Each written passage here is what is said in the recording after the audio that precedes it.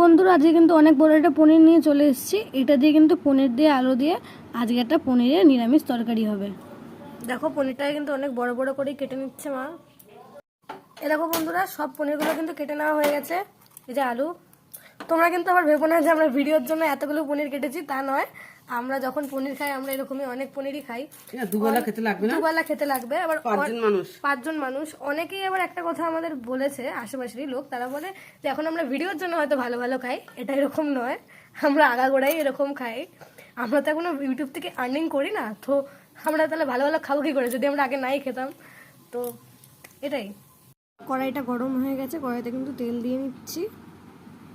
দেখো তেলটা গরম হয়ে গেছে, আমার পনিরগুলো সব দিয়ে দেবো এক এক করে, লাল লাল করে ভেজে নেবো পনিরগুলো। অনেকগুলো পনির তো দুবারে ভাজবো।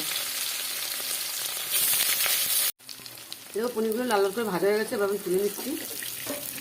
জিরে দিলাম, আলু টমেটোটা একসঙ্গে দিয়ে দিচ্ছি। এবার এটা একটু ভালো করে ভেজে নেবো। এবার আলুটা একটু ভেজে নিয়েছি, এবার কাঁচা লঙ্কা আর আদা বাটা, হলুদ দিচ্ছি, লঙ্কার গুঁড়ো, জিরের গুঁড়ো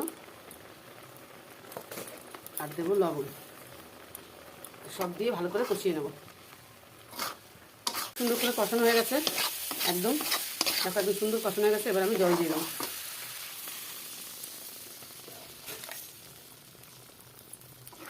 এবার পনিরগুলো দিয়ে ঢাকা দিয়ে দেবো, গ্যাস বাড়িয়ে রাখবো।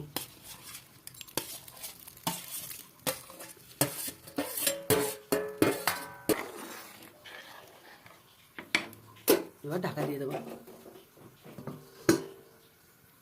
আলু একটু ভেঙে দিয়েছি, ভেঙে দিয়ে এই যে নামিয়ে নিচ্ছি। এই যে পনির আলুর ঝোল নিরামিষ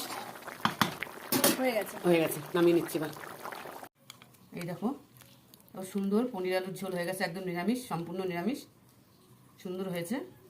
দেখো নামিয়ে নিয়েছি। তোমরা এই রেসিপিটা কিন্তু